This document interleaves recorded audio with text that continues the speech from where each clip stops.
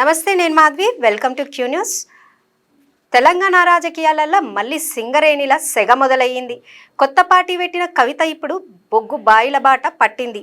ఇది కార్మికుల సమస్య కోసం చేస్తున్న పోరాటమా, లేకపోతే కోల్డ్ బెల్ట్ ఓట్ల మీద కన్నేసి చేస్తున్న వ్యూహమా అని స్థానిక జనాలు ప్రశ్నిస్తున్నారు.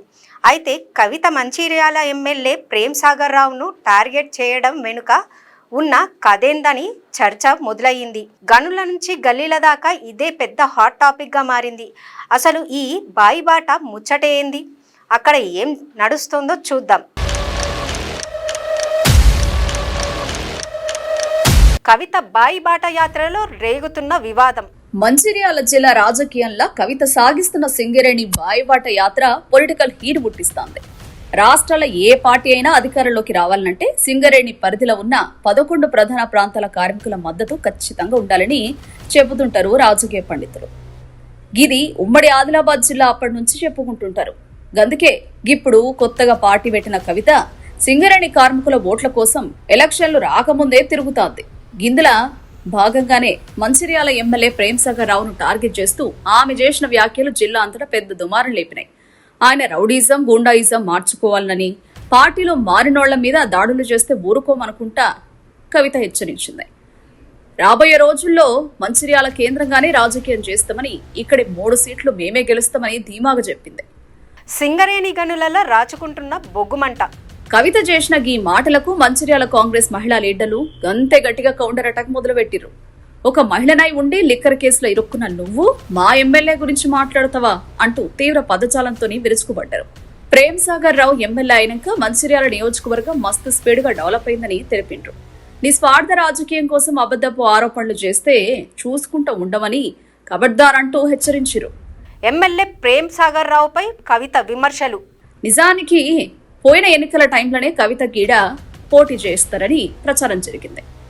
ఇప్పుడు ఆమె ఏకంగా ప్రేమ్ సాగర్ రావు మీదనే ఆరోపణలు చేస్తుండటంతో రాబోయే అసెంబ్లీ ఎన్నికల్లో మంచిర్యాల నుంచే పోటీ చేస్తుందా అన్న అనుమానాలు కలుగుతున్నాయి.